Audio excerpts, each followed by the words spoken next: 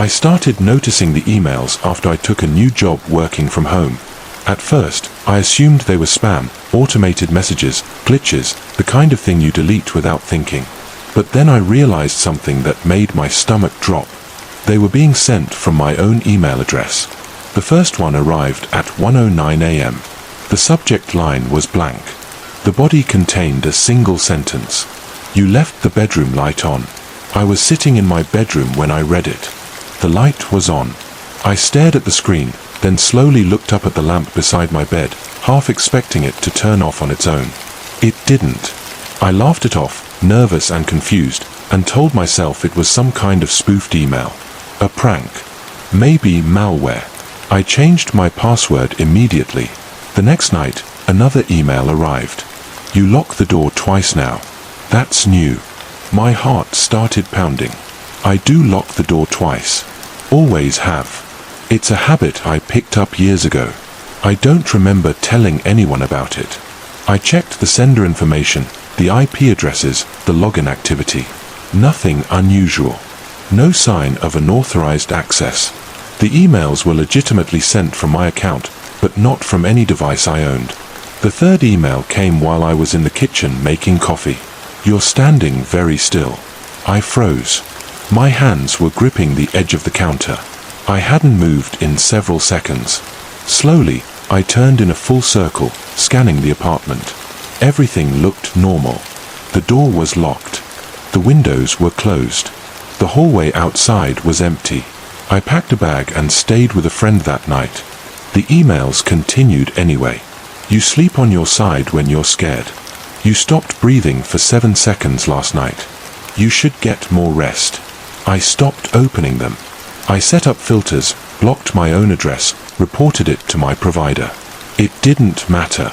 The emails still came, and I could still feel them, even unread, sitting in my inbox like something alive. Then one morning, I woke up to an email that hadn't been sent during the night. It had been sent 30 seconds ago. "Look behind you." I dropped my phone and spun around. Nothing. I started checking my apartment obsessively. I bought new locks, covered the webcam, put tape over every sensor I could find. I unplugged everything that didn't need to be connected to the internet. Still, the emails kept coming. They started correcting me. "You didn't check the closet. That wasn't the right window. You missed something." I stopped sleeping. Every sound felt deliberate. Every shadow felt wrong. The apartment no longer felt like a place I lived. It felt like a place I was being observed from. One night, I received an email that was longer than the rest. "You keep trying to find me in the wrong places. I'm not hiding. I'm not watching you from outside. I'm already where you are." I felt cold all over. I typed a reply before I could stop myself. "What do you want?" The response came instantly. "To make sure you don't forget me." That night, I dreamed I was sitting at my computer, typing an email. I couldn't see the screen clearly, but I knew what I was writing. When I woke up, my laptop was open. An email draft sat on the screen. The cursor blinked at the end of a sentence I don't remember typing. "I see you too. I don't live in that apartment anymore." I deleted the email account. I changed jobs. I moved cities. But sometimes, when I'm tired, when I zone out staring at my screen, my fingers start typing on their own. And for just a moment, I feel like I'm not alone in my head anymore. I started house-sitting for my aunt while she was away for a few months. She lived in a small, isolated town where the streets emptied after sunset and most of the houses looked like they hadn't been updated since the 80s. Her place sat at the end of a cul-de-sac, backed up against a thin line of woods. I'd visited before, but living there alone felt different. Too quiet. The kind of quiet where every sound feels intentional. The first few nights were uneventful. I fell into a routine: lock the doors, check the windows, turn off the lights, go to bed. Around midnight, the house would settle with soft pops and creaks, nothing unusual. I slept fine. The fifth night is when I heard the knock. It came from the front door. 3 slow taps. Not loud, not urgent. Just deliberate. I checked the time, 2:34 a.m. I didn't answer. I stayed still, listening. After about 10 seconds, I heard footsteps on the porch, slow and heavy, moving away from the door. I peeked through the curtains. The porch was empty. No car, no silhouette, no movement beyond the weak glow of the porch light. The next night, it happened again. Same time. Same 3 knocks. I considered calling the police, but what would I say? Someone knocked and left. I convinced myself it was a prank. Maybe some local kids testing houses late at night. On the 3rd night, the knock came from the back door. I froze in bed, heart pounding. The back door faced the woods. There was no porch there, just a small concrete step and darkness beyond it. The knock was slower this time, heavier. I didn't move. After the knocking stopped, I heard something else. Footsteps. Not retreating. Circling the house. Slow crunches on gravel. Pausing occasionally, like whoever it was stopping to listen. I pulled the covers up to my chin and stayed perfectly still until the sounds faded. The next morning, I found muddy footprints outside every door. Front, back, even beneath the windows. Bare footprints. Large. Too large to be a child's. I called my aunt and told her what happened. She laughed it off, said the town had always been strange, and suggested I stop watching scary videos before bed. The knocks continued. Every night. Always around 2:30 a.m. Sometimes at the front door. Sometimes the back. Once, against the side of the house near the bedroom window. I started sleeping with the lights on. I stacked furniture in front of the doors. Still, the knocking came. Then one night, it changed. Instead of knocking, I heard the doorknob turn. Slowly, carefully, as if whoever was outside didn't want to make noise. I sat up in bed, holding my breath, listening to the soft click of the handle moving back and forth. Then it stopped. A few seconds passed, and then a voice spoke from just outside the door. "I know you're awake." It wasn't loud. It wasn't threatening. It sounded calm, familiar, somehow. I didn't respond. The voice sighed. "I just want to come in." The footsteps retreated. I didn't sleep at all. The next day, I packed a bag and considered leaving, but something stopped me. I felt watched during the day too, like the woods behind the house were paying attention. I kept catching movement between the trees that vanished when I looked directly at it. That night, I sat in the living room with all the lights on, determined to stay awake and face whatever was happening. At 2:31 a.m., the knocking started. Not on the door, on the walls, all around the house. Slow taps, moving, circling, like fingers tracing the perimeter. I stood in the middle of the room, shaking, as the sounds grew closer together. Then everything went silent. The front door creaked open. I stared at it, frozen. I was sure I had locked it. The door opened just a few inches, then stopped. Something breathed from the other side. "Thank you," the voice whispered. The lights went out. When they came back on, the door was closed. Locked. The house was empty. I left the next morning and never went back. A week later, my aunt called me, confused. She asked why I'd unlocked the back door before leaving. I told her I hadn't. She paused, then said, "That's strange. The back door only unlocks from the inside." I still don't sleep well. Sometimes, around 2:30 a.m., I hear a soft knock on my apartment door, on my bedroom wall, on the inside of my head. 3 slow taps, waiting for me to answer. I started finding the notes in my apartment a few weeks after my roommate moved out. At first, I thought he was messing with me. We didn't part on bad terms, but he had a weird sense of humor, and the timing lined up just well enough for it to make sense. The first note was stuck to the fridge with a magnet, written on a scrap of paper torn from a notebook. "You should close the window at night." I stared at it for a long time before checking the windows. They were all closed, locked. I crumpled the note and threw it away, telling myself it was probably left over from my roommate, something he forgot to clean up. 2 days later, there was another note. "Don't sleep with your back to the door." That one was on my nightstand. I knew for a fact it hadn't been there when I went to bed. I checked the apartment, every room, every closet. Nothing. No signs of a break-in. No missing items. I changed the locks anyway. The notes kept coming. Always short. Always written in the same uneven handwriting. Sometimes they were warnings. Sometimes they were observations. You hum when you're nervous. You forgot to lock the bathroom window tonight. You check the hallway mirror too often. I stopped sleeping. I started leaving lights on in every room. I set up a camera in the living room, then another in the hallway. Every morning, I checked the footage. Nothing. The notes still appeared. One night, I stayed awake in bed, pretending to sleep, barely breathing, listening. Around 3 a.m., I heard the faintest sound. Paper sliding against wood. I kept my eyes closed, heart racing. Then I felt it. The mattress shifted. Just slightly. Like someone sitting on the edge of the bed. I didn't move. I didn't breathe. The weight lingered for a few seconds, then lifted. A soft footstep retreated. The bedroom door closed silently. In the morning, there was a new note on my chest. You did very well tonight. I left the apartment that day and stayed with a friend. I didn't tell them everything. I couldn't.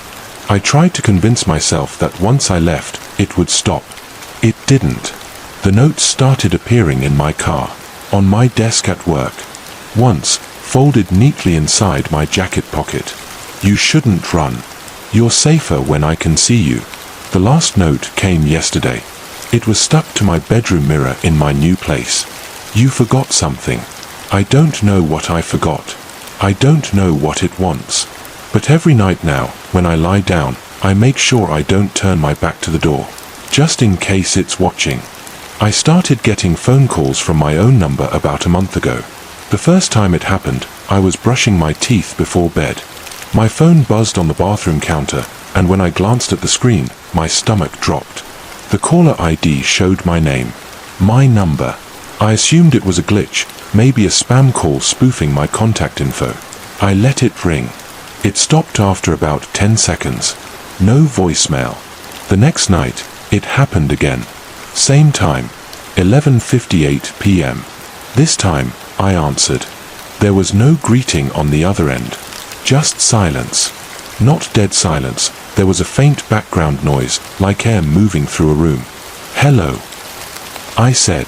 I heard a soft click, and the call ended. I laughed it off and went to bed, but I didn't sleep well. I kept thinking I heard my phone vibrating even when it wasn't. The third night, the call came earlier. 11:12 p.m. I answered immediately. This time, I could hear breathing. Slow. Controlled. Close to the microphone. That's not funny, I said, my voice tighter than I meant it to be. The breathing paused. Then a voice spoke. Why do you always lock the door before checking the windows? I felt cold all over. That was my habit. I'd done it for years, without thinking. I never mentioned it to anyone. Who is this? I asked. The voice didn't answer. The call ended. I checked my call logs. The call showed as outgoing. From me. I stopped answering after that, but the calls didn't stop. They came every night, slowly getting earlier. Sometimes they rang for minutes.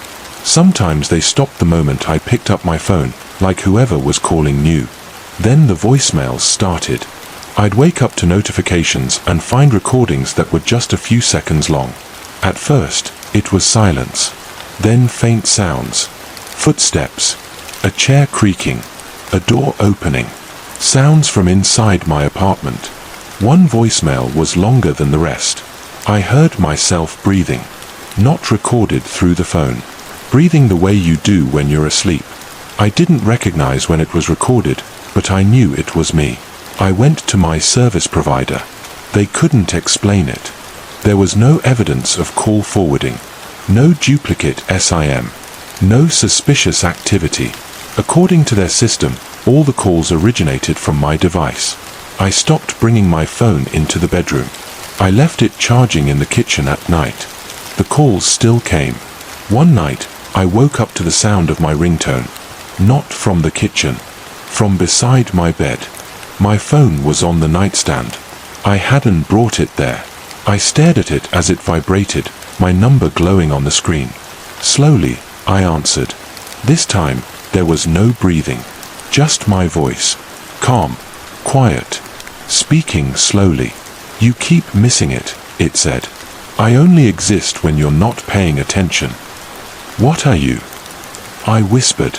A pause. Then, "I'm what stays when you hang up." The call ended. I didn't sleep after that. I sat against the wall, watching the phone like it might move on its own. In the morning, I checked my call history again. There was one outgoing call I didn't remember making. Duration, 6 hours. Last night. I moved out a week later. New place. New locks. New routine. I changed my number yesterday. Tonight, at 11:58 p.m., my phone rang. Unknown caller. I answered without thinking. There was a familiar pause. Then my voice spoke softly from the other end. "Why did you think changing numbers would matter?" I had always thought trust was simple. You love someone, you care for them, you communicate, and everything else falls into place. At least, that's what I believed until Lena's birthday party incident forced me to realize that trust is fragile, delicate, and easily shaken, even without betrayal. I'm 29, she's 27, and we had been together for 10 months. It wasn't a long time, not compared to marriages or decade-long relationships, but it was enough time to feel grounded. We had laughed, argued, shared our pasts, and even discussed moving in together the following year. In the day-to-day, things felt effortless. At least, that's how it seemed until one weekend, everything shifted without warning. It started innocuously enough. Lena told me she was going out with some friends from college on a Saturday night. I didn't mind. I had plans to watch a game with my brother. I thought nothing of it. We exchanged casual goodbyes. She left, and the evening went as expected. The next day, my phone buzzed with a notification from Instagram. I scrolled, distractedly, until I saw a story from one of her friends. A photo of a group of people, smiling. In the caption, someone wrote, "Happy birthday, Jason." My heart skipped. I recognized the name immediately. Jason was Lena's ex, someone she had dated for 3 years. They had broken up a little over a year before Lena and I met. From what I knew, they had been serious. From what Lena had said, they were on good terms, friendly, casual, but not close. That was enough to make me pause. I waited until she came home to bring it up. Calmly, I asked, "Were you at Jason's birthday?" She looked surprised, almost as if she hadn't considered that I might notice.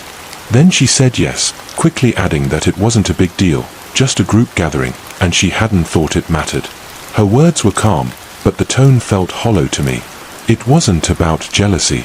I wasn't accusing her of cheating. It was the omission, the choice not to mention it until I discovered it through social media. That felt deliberate. That felt like something had been hidden. And even though she said she didn't think I would care, the sensation of being left out, of being intentionally sidelined, dug into me. I stayed calm.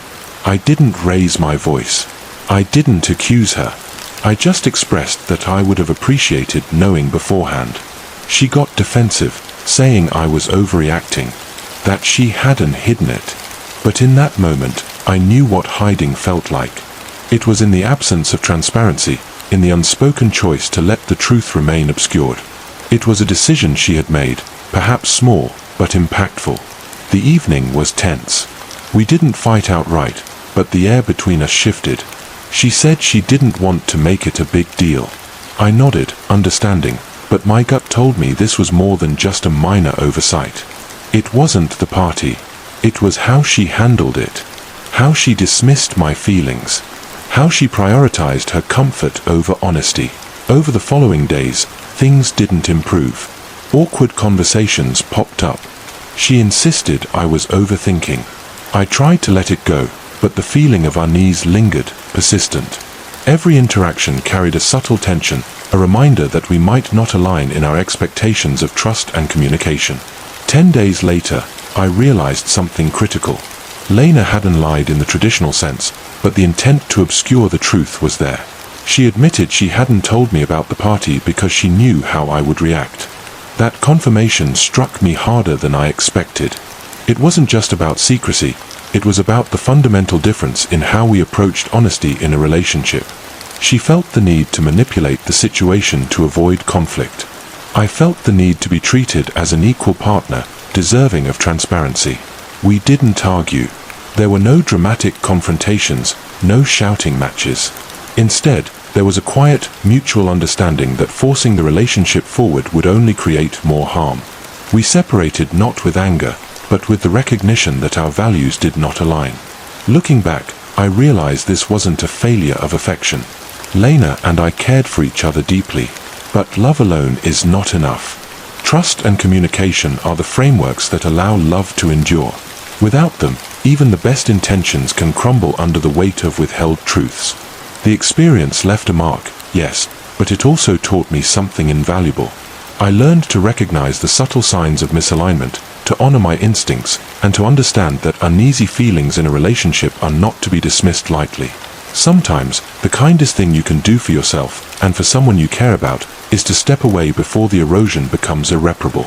It was unfortunate. It hurt. But I walked away knowing I had respected myself, honored my feelings, and refused to compromise my boundaries for comfort. That awareness became a foundation for how I approached all future relationships, a reminder that transparency and honesty are not optional.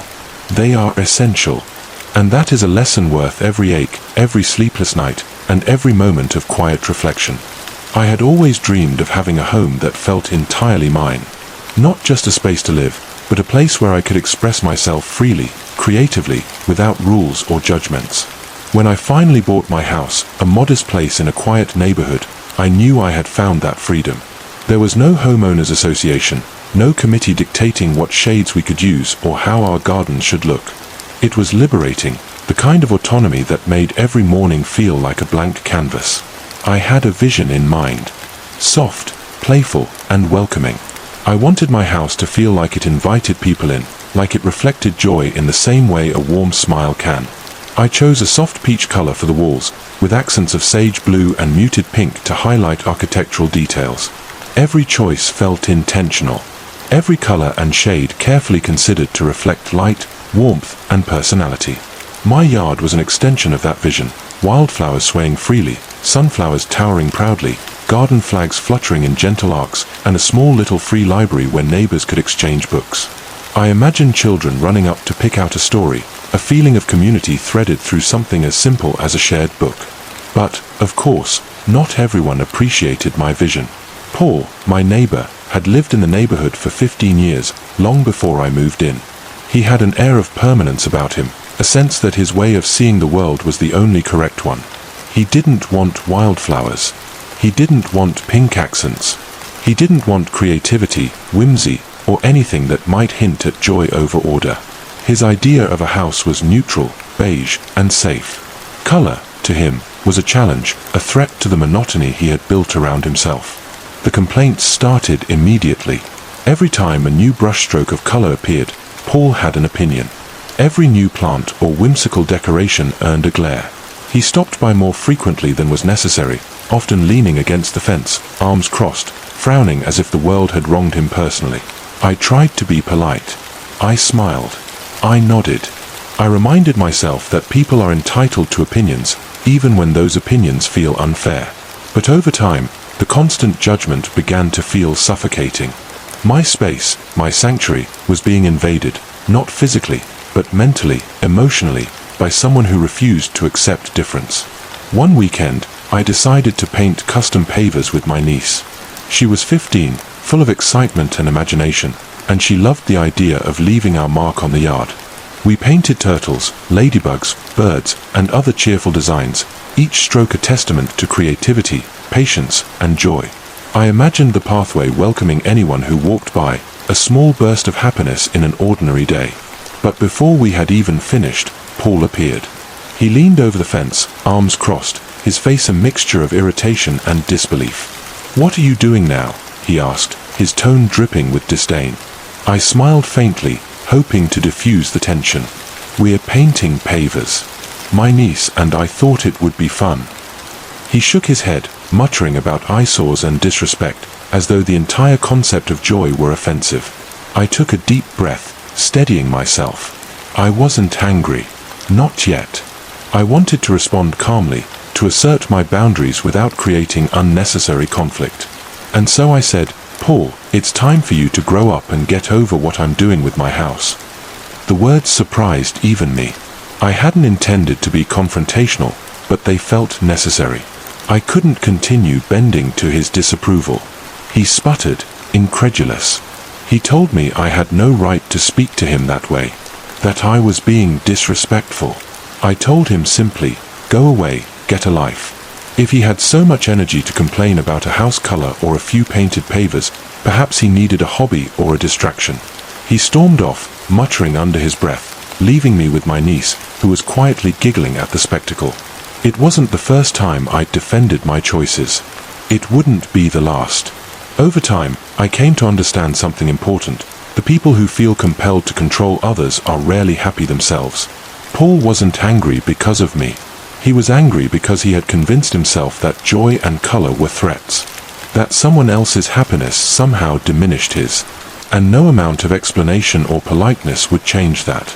My only option was to be unapologetic, to hold my ground while maintaining my own peace. The days that followed were a mix of minor victories and quiet irritations. I continued decorating, painting, planting. The house became exactly what I wanted it to be: bright, welcoming, alive with energy and creativity. Neighbors who appreciated whimsy stopped by occasionally, leaving small gifts of encouragement or sharing stories of their own gardens. Their smiles reminded me that not everyone measures life by sameness or order. Some people see beauty where others see chaos, and that is enough. Paul continued to grumble. He would shake his head when passing, comment under his breath, and occasionally send long-winded complaints to other neighbors. But I had grown used to it. I had learned that standing up for myself and my home did not make me the antagonist. It made me the steward of my own space, the curator of my own happiness. And nothing anyone else could say or do would change that. Sometimes, at night, I would walk through the yard, barefoot, tracing my hands along the edges of the stone walls I had built around the wheat fields I planted. The stacked stones reminded me of places I had seen in pictures of Scotland and Ireland, the kind of quiet, solid beauty that existed for centuries without apology. I thought about my niece, about our painted pavers, and I felt a profound sense of satisfaction. This was mine. Entirely mine. Joyful, chaotic, alive, and unapologetic. It wasn't just about colors or pavers. It was about claiming space in the world without fear. About recognizing that boundaries are necessary, that personal expression is not negotiable, and that there are people in life whose opinions, no matter how loudly expressed, do not define you. The house became a lesson in resilience.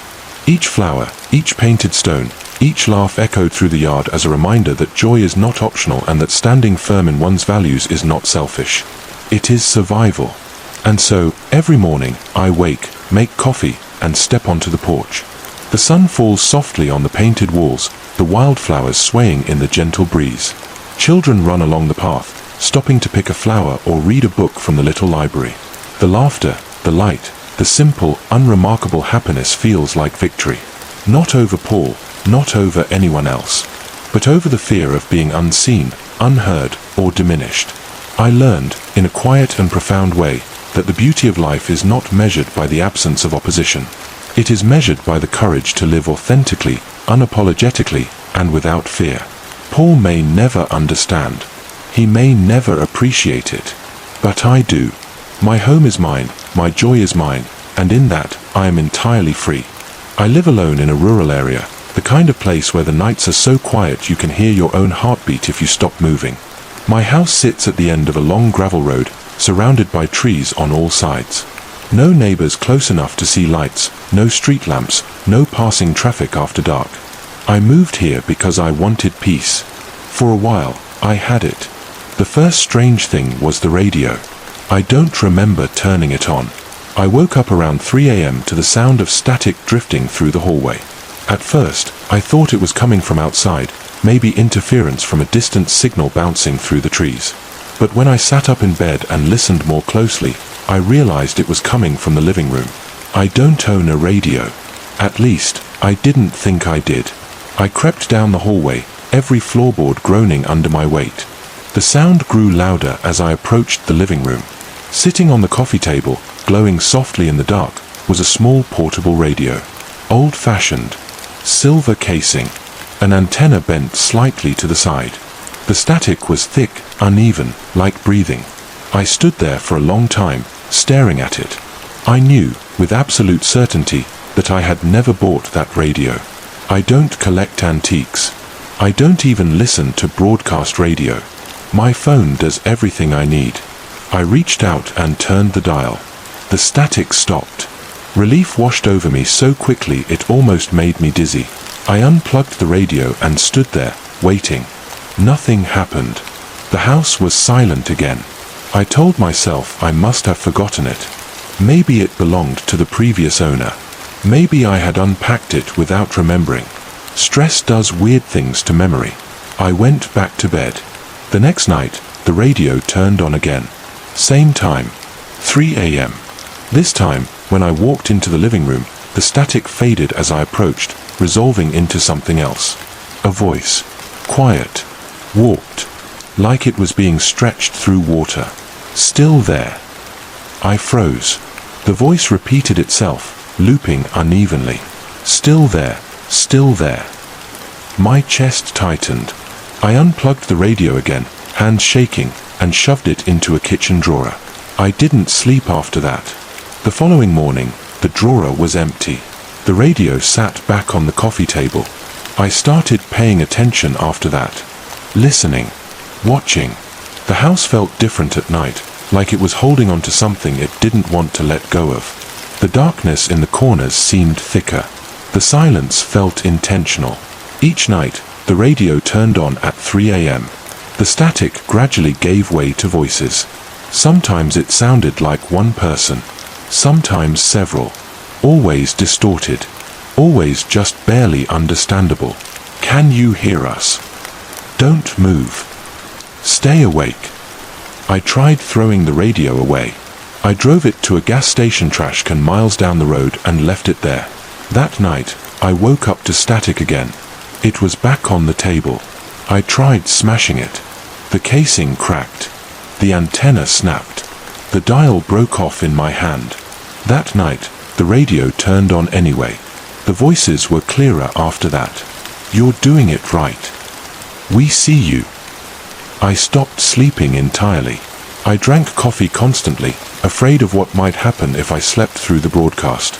I started leaving lights on in every room, but it didn't help.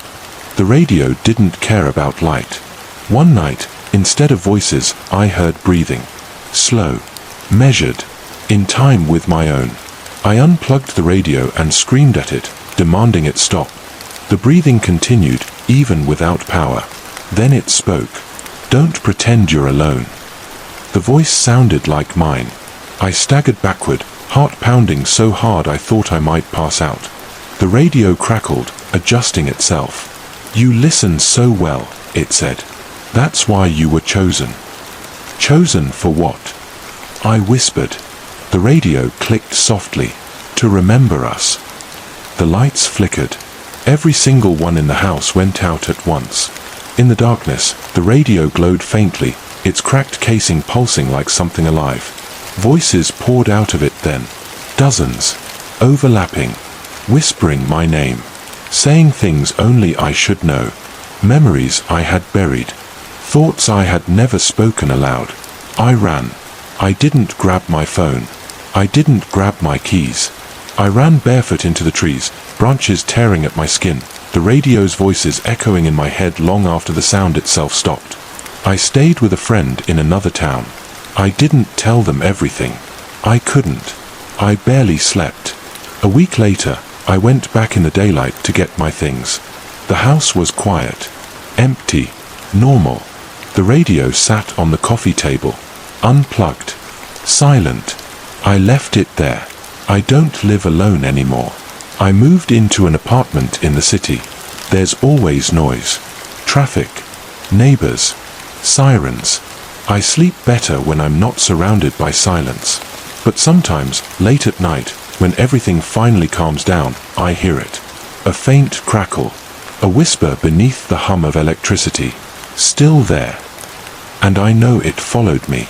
I woke up 2 days before my wedding feeling strangely calm. That surprised me. Everyone had warned me that the days leading up to it would be chaotic, full of nerves and last-minute disasters, but instead I felt steady, happy, like I had finally arrived at a point in my life where everything made sense. My fiancé was already up, making coffee in the kitchen, humming softly to himself. That sound alone grounded me. 3 years together, a little over 1 year engaged, and somehow he still felt like my safest place. We'd grown into each other naturally, without drama, without games. It wasn't a fairy tale. It was better. It was real. I checked my phone while still half asleep, expecting nothing more than a few group messages or maybe an email from the venue. Instead, I saw a wall of text from my best friend. The timestamp said 6:04 a.m. At first, I smiled. He and I had known each other since freshman year of college. Over a decade of friendship. Inside jokes no one else understood. Late night talks about everything and nothing. He was part of the furniture of my life, something constant and familiar. Seeing his name pop up felt normal. Then I started reading. The message was long. Too long.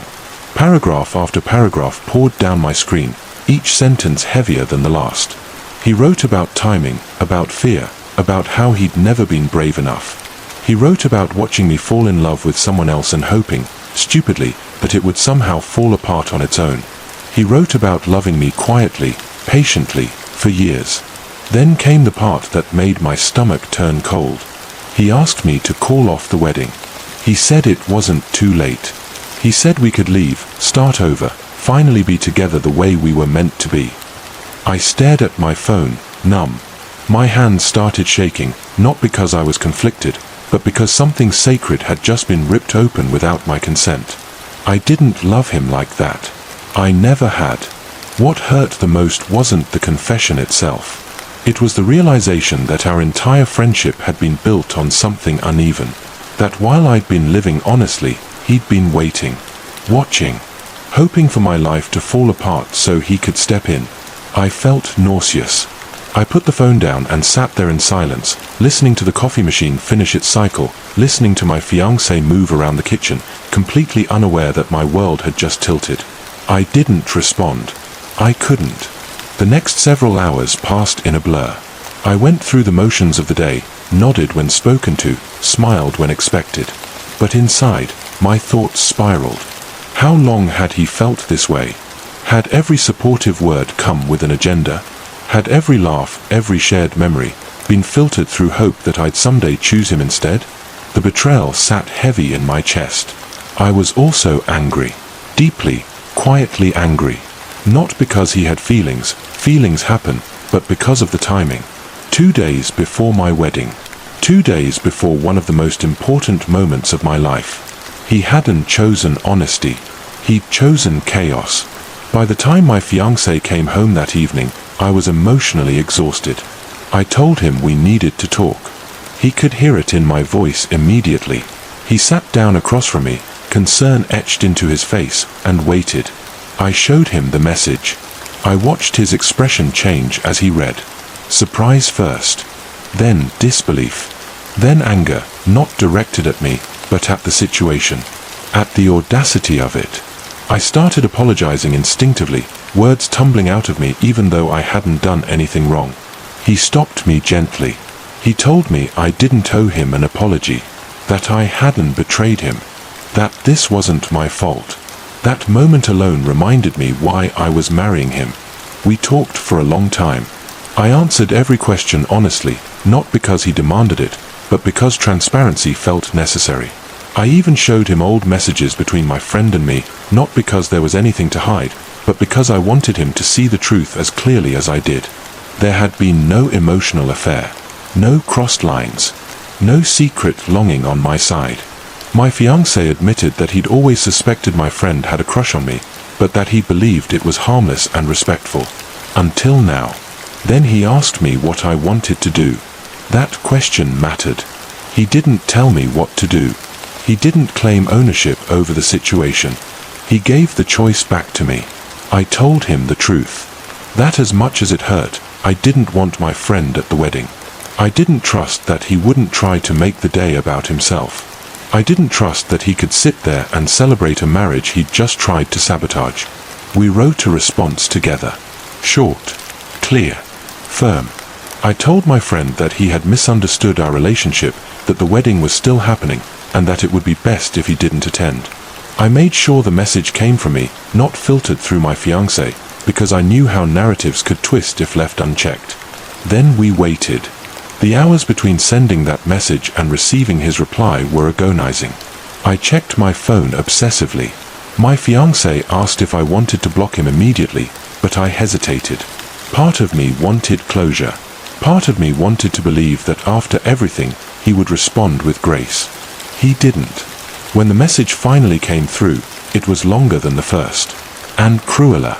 He accused me of leading him on for over a decade. He said I had used him, manipulated him. He said he hoped my fiancé would leave me.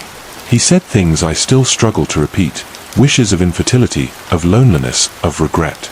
It felt like reading words written by a stranger. I broke down completely. My fiancé took my phone and left the room. I don't know exactly what he said to my former friend. I didn't ask. All I know is that when he came back, the color had drained from his face, and he told me it was done. My friend was blocked. On everything. He wouldn't be coming to the wedding. Our best man and maid of honor were informed. They handled everything quietly, discreetly. I didn't have to explain myself to anyone else.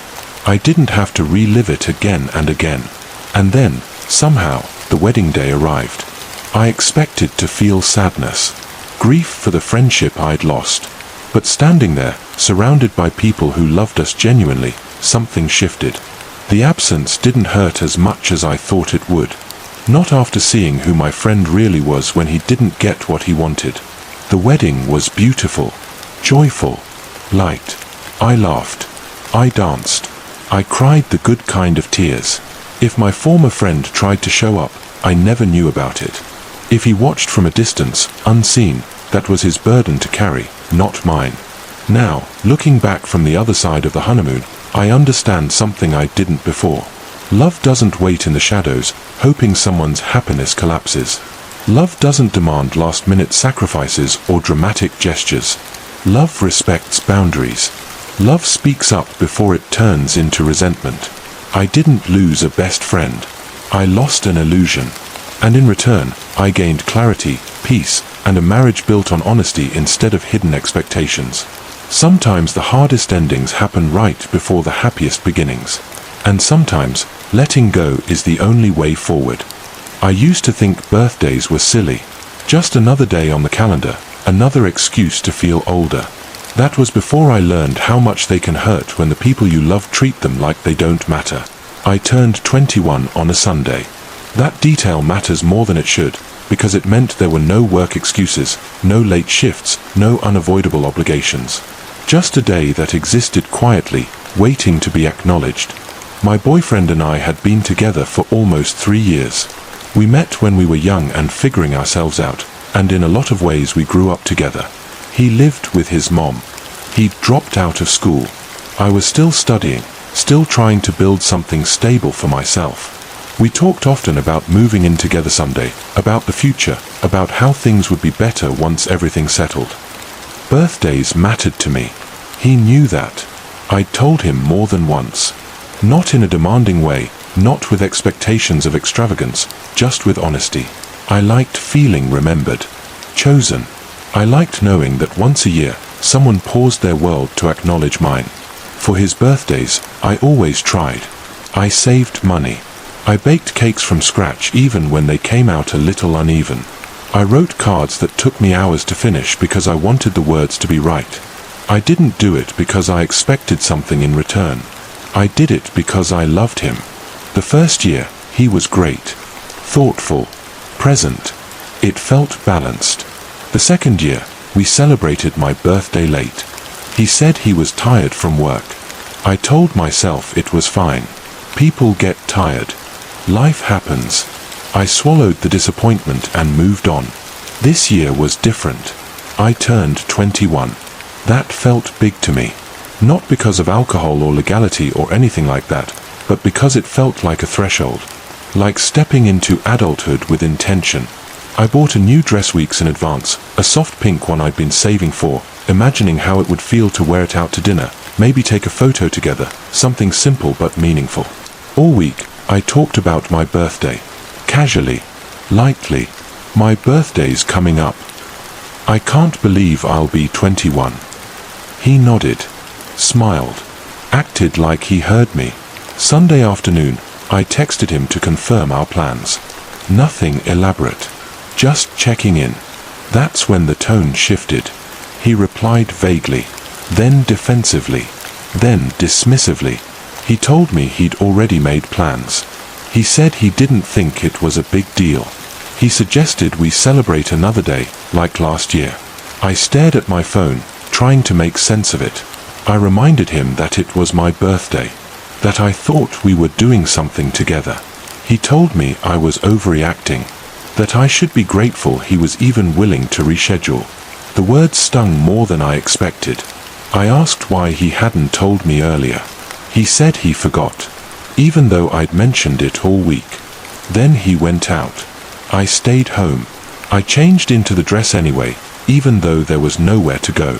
I stood in front of the mirror longer than usual, trying to convince myself I looked silly for caring this much. I told myself I was being dramatic, that I was too old to feel this hurt over a single day. But the silence was loud. I spent my 21st birthday alone in my room, scrolling through messages from friends who assumed I was out celebrating. I didn't correct them. I didn't want to explain. My boyfriend didn't text. The next day, he suggested we celebrate properly later.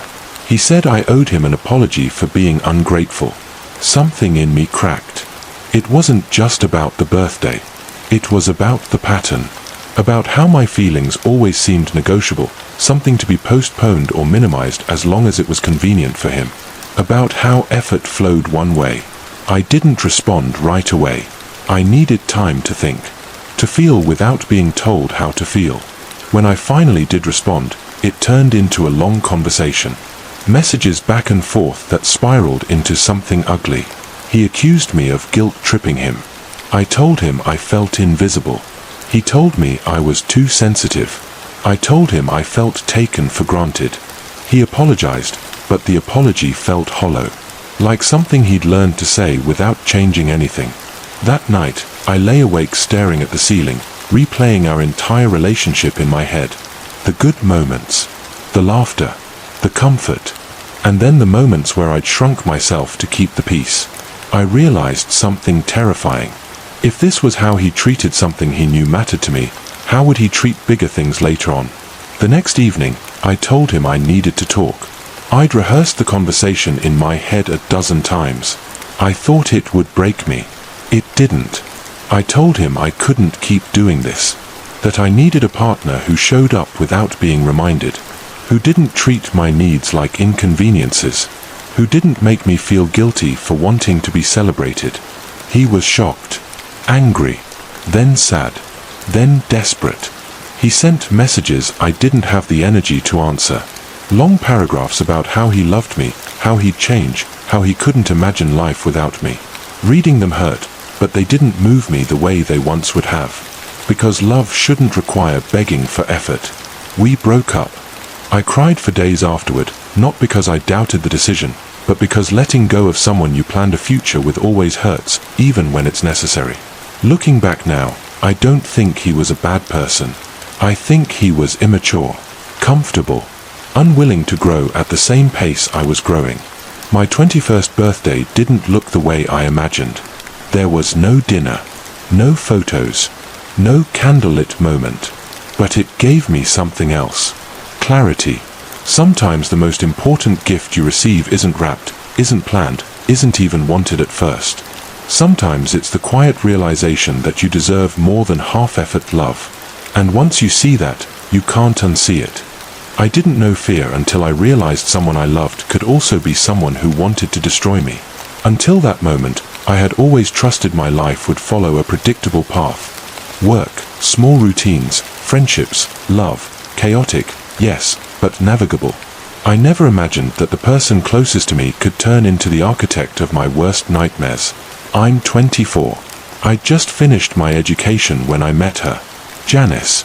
She was 29, confident in a way that drew people in, soothing in a way that made chaos feel manageable. I fell in love quickly, the way you do with someone who seems to understand the cracks in your life before you even recognize them yourself. I was insecure, often anxious, and she had a calm that made me feel safe. Safe enough to dream, to try, to keep picking myself up no matter how many jobs fell apart around me. I worked a lot of jobs. Cafes, bookstores, libraries, tutoring, grocery stores. Sometimes I held two at once. I did it to gain experience, to grow, to prove to myself that I was capable. Jobs were short, transient, sometimes ending abruptly without explanation. At first, I thought it was just bad luck. I chalked it up to circumstances beyond my control. But the pattern was too precise, too deliberate to ignore forever. The first hints were subtle. A customer complaint that didn't match reality. An anonymous review describing me in ways that weren't true. Occasionally, my former co-workers would call managers with fabricated stories. At the time, I didn't suspect her. I told myself it was just coincidence, or maybe some strange streak of misfortune. She comforted me, supported me, and I clung to that as proof that life had balance. Even when doors slammed in my face, she reminded me there was a path forward. It all changed one ordinary week when I had been working part-time at a bakery for a little over 2 months. I liked the job. It was quiet, steady. My manager treated me well, and the customers were pleasant. I thought things were finally settling. And then a review appeared. At first, I didn't panic. I'd seen them before. But as I read the words, my chest tightened. Someone had written a detailed complaint about a worker matching my description. The day described was one I had worked alone. Every critique, every insult, every negative observation fit me perfectly. My stomach dropped. For a second, the room seemed to tilt, like gravity had betrayed me. I explained to my manager calmly, recounting past instances. She believed me, thankfully, and promised to handle it. Relief washed over me, brief and fragile. I didn't tell Janice. Not yet. I needed a moment to breathe, to process. I thought perhaps I was overreacting. Maybe I was imagining a pattern where none existed. Maybe my anxiety was just flaring. But deep down, I had an uneasy feeling I couldn't shake. 2 days later, I couldn't hold it in anymore. I needed clarity, confirmation. I asked to use her booking account to make a train ticket to see my dad. She handed it over without hesitation. While she showered, I opened her email. I told myself it was normal. I had used accounts before, but my instincts were screaming. Something was off. I found an email she had sent to herself. It contained a spreadsheet. I froze. Opening it felt like stepping into a trap I didn't even know existed. The spreadsheet was meticulous. Each of my jobs was listed. Work schedules, passwords, emails, notes on managers and co-workers. Instructions, strategies, timelines. Everything one could need to sabotage a person's life efficiently. It wasn't messy or impulsive. It was calculated, purposeful. My body went cold. I felt hunted. I couldn't comprehend the scope of what I was seeing. Every job I'd held, every opportunity I'd tried to build, every chance to stabilize myself, all documented and prepared to be destroyed. My hands shook as I scrolled. I took screenshots, I printed pages, I archived evidence. Not because I trusted the law to save me, but because I had to feel control somewhere. When she left for work, I packed. I didn't leave anything that mattered behind. Every document, every personal item that could be used against me, I secured. I told my boss I needed time off. I didn't explain. I couldn't. I drove to my father's house, shaking, crying, terrified of a presence that hadn't physically touched me but had invaded every corner of my life. My father stayed calm, patient, and immediately began organizing the chaos I couldn't even begin to manage. Lawyers, police, therapy, things I never thought I'd need at 24 became essential overnight. My apartment, my accounts, my life, all locked down. I felt the weight of betrayal as a physical force pressing down on my chest. Janice tried to contact me. I didn't answer. Not once. I sent a single message telling her it was over. I didn't want her near me. The truth was brutal. Someone I loved, someone I trusted, had systematically prepared to ruin my life. We didn't take her to court. People might call that leniency, but it was survival. The thought of facing her, answering questions, reliving the betrayal, I couldn't endure it. My lawyers settled things quietly, privately, and for the first time in months, I could breathe. Years have passed. I have a stable job. I live in a new home. I've rebuilt routines, relationships, my own sense of safety. I haven't had a single panic attack in months. I keep my digital presence minimal, private, and guarded. I don't know what she's doing. I don't want to know. The lesson is stark, indelible. Trust is fragile. Love can be terrifying. And the person you think will hold you together can sometimes be the one to unravel everything. But surviving it, reclaiming my life, has taught me something stronger than fear. I am resilient. I am cautious now, yes, but I am not broken. And no spreadsheet, no plan, no betrayal can take that from me. Even when the world feels like it is crumbling, there is a way forward. Sometimes it's quiet. Sometimes it's painstaking. But every day I wake up, I remind myself, survival is proof of strength. And that strength is mine alone.